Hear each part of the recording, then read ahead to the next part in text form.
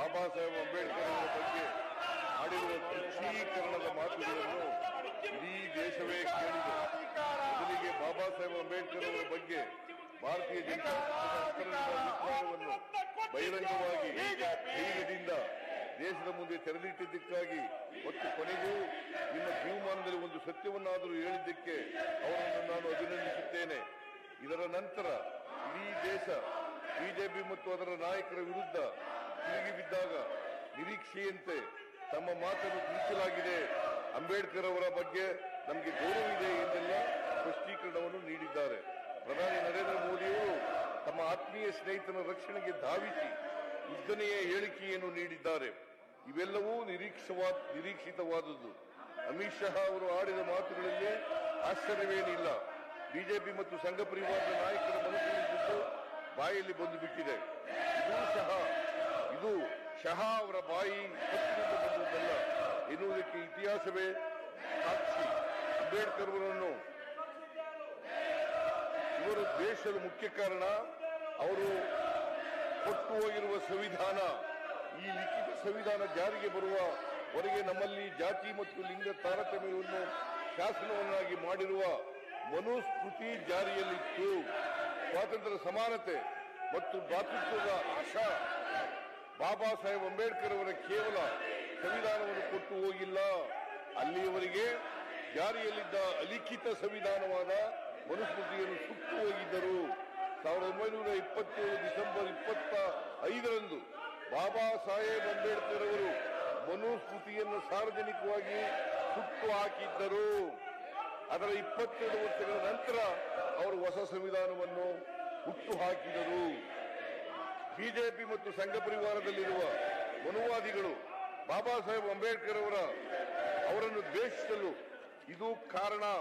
ಇತಿಹಾಸವನ್ನು ಓದಿರುವ ನಮ್ಮಂತವರಿಗೆ ಬಿಜೆಪಿ ಮತ್ತು ಆರ್ಎಸ್ಎಸ್ನ ಅಂಬೇಡ್ಕರ್ ದ್ವೇಷ ಹೊಸದಲ್ಲ.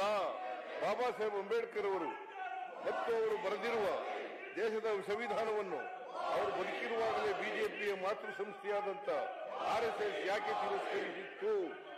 ಆರ್ಎಸ್ಎಸ್ ನಾಯಕರಾಗಿದ್ದ ಎಡಗೇವಾರ್, ಗೋರ್ವಾಲ್ಕರ್ ಮತ್ತು ಸಾವರ್ಕರ್ ಸಂವಿಧಾನವನ್ನು ವಿರೋಧಿಸಿ ನೀಡಿರುವ ಹೇಳಿಕೆಗಳೇನು ಎನ್ನುವ ವಿಚಾರಗಳೆಲ್ಲ ಇತಿಹಾಸದ ಪುಟಗಳಲ್ಲಿ ಇವೆ. ನಿಮ್ಮ ಸುಳ್ಳುಗಳು ಮತ್ತು ಆತ್ಮವಂಚನೆ ನಡವಳಿಕೆಗಳಿಂದ ಅದನ್ನು ಮರೆಮಾಚಬಹುದು, ಆದರೆ ಅಳಿಸಿ ಹಾಕುವುದಿಲ್ಲ ಎನ್ನುವುದು ನೆನಪಿರಲಿ. ಬಾಬಾ ಸಾಹೇಬ್ ಅಂಬೇಡ್ಕರ್ ಅವರು 1949 ನವೆಂಬರ್ 30ರಂದು ಸಂವಿಧಾನವನ್ನು ದೇಶಕ್ಕೆ ಅರ್ಪಿಸಿದರು. ಅದರ 4 ದಿನಗಳ ನಂತರ ಆರ್ಎಸ್ಎಸ್ ಮುಖವಾಣಿ ಆರ್ಗನೈಸರ್ ಪತ್ರಿಕೆ ಸಂವಿಧಾನವನ್ನು ವಿರೋಧಿಸಿ ಸಂಪಾದಕೀಯ ಬರೆದಿರುವುದು ಇತಿಹಾಸದ ಪುಟದಲ್ಲಿದೆ. ಅಂಬೇಡ್ಕರ್ ರಚಿತ ಸಂವಿಧಾನದಲ್ಲಿ ಭಾರತೀಯತೆಯೇ ಇಲ್ಲ. ಇವತ್ತಿಗೂ ಮನುಸ್ಮೃತಿಯಲ್ಲಿ ಉಲ್ಲೇಖಿಸಲಾದ ಕಾನೂನುಗಳು ಪ್ರಪಂಚದ ಗೌರವಕ್ಕೆ ಪಾತ್ರವಾಗಿವೆ. ನಮ್ಮ ಸಂವಿಧಾನವನ್ನು ರಚಿಸಿದ ಪಂಡಿತರಿಗೆ ಇದ್ಯಾವುದೂ ಲೆಕ್ಕಕ್ಕಿಲ್ಲ ಎಂದೆಲ್ಲ ಸಂವಿಧಾನವನ್ನು ವಿರೋಧಿಸಿ ಬಾಬಾ ಸಾಹೇಬರನ್ನು ಪಂಡಿತರೆಂದು ಗೇಲಿ ಮಾಡಿ ಆರ್ಎಸ್ಎಸ್ ಸಂಪಾದಕೀಯ ಬರೆದಿತ್ತು. ಈ ಸಂಪಾದಕೀಯವನ್ನು ಇಂದಿಗೂ ಆರ್ಎಸ್ಎಸ್ ಸಮರ್ಥಿಸಿಕೊಳ್ಳುತ್ತಿದೆ. ಆರ್ಎಸ್ಎಸ್ನ 2ನೇ ಸರ್ವಸಂಘ ಚಾಲಕರಾಗಿದ್ದಂಥ ಎಂಎಸ್ ಗೋಳ್ವಾಲ್ಕರ್ ಅವರು ಬರೆದಿರುವ ಆರ್ಎಸ್ಎಸ್ನ ಸಂವಿಧಾನವೆಂದೇ ಬಯಲಾಗಿರುವ ಬಂಚ್ ಆಫ್ ಥಾಟ್ಸ್ ನಲ್ಲಿಯೂ ಅಂಬೇಡ್ಕರ್ ಮತ್ತು ಸಂವಿಧಾನವನ್ನು ವಿರೋಧಿಸಿದ್ದರು.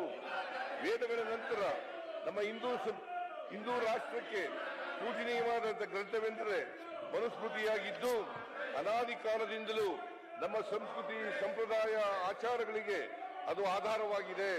ನಮ್ಮ ಮನುಸ್ಮೃತಿಯೇ ಹಿಂದೂಗಳ ಕಾನೂನು ಎಂದು ಗೋಳ್ವಾಲ್ಕರ್ ಹೇಳಿದ್ದರು. ಇದು ಸುಳ್ಳೇ. ಇದೇ ರೀತಿ ವಿ.ಡಿ. ಸಾವರ್ಕರ್ ಅವರು ಸಂವಿಧಾನವನ್ನು ವಿರೋಧಿಸಿದ್ದರು. ಬಿಜೆಪಿಯಾಗಲಿ ಆರ್ಎಸ್ಎಸ್ ಆಗಲಿ ಇಲ್ಲಿವರೆಗೆ ಸಂವಿಧಾನ ಮತ್ತು ಅಂಬೇಡ್ಕರ್ ಅವರನ್ನು ವಿರೋಧಿಸಿದ್ದ ಆರ್ಎಸ್ಎಸ್ ಸಂಪಾದಕೀಯವನ್ನಾಗಲಿ ಗೋಳ್ವಾಲ್ಕರ್ ಅವರು ಮತ್ತು ಸಾವರ್ಕರ್ ಅಭಿಪ್ರಾಯವನ್ನಾಗಲಿ ತಿರಸ್ಕರಿಸಿಲ್ಲ. ಇದರ ಅರ್ಥ ಇವರ ಮನುಷ್ಯನೊಳಗೆ ಅಂಬೇಡ್ಕರ್ ಬಗೆಗಿನ ದ್ವೇಷ, ಅಸೂಯೆ, ಅಸಹನೆ ಈಗಲೂ ಜೀವಂತವಾಗಿದೆ ಎಂದು ಅರ್ಥವಲ್ಲವೇ? ಇದರಿಂದಾಗಿ ಅಮಿತ್ ಶಾ ಅವರು ಅಂಬೇಡ್ಕರ್ ಅವರ ಬಗ್ಗೆ ಆಡಿದ ಮಾತು ನನಗೆ ಆಶ್ಚರ್ಯ ಉಂಟು ಮಾಡಿಲ್ಲ. ಸಮಾಧಾನದ ಸಂಗತಿ ಎಂದರೆ ಇದೀಗ ಇಡೀ ದೇಶಕ್ಕೆ ಅವರ ಅಂತರಂಗತ ಅರಿವಾಗಿದೆ.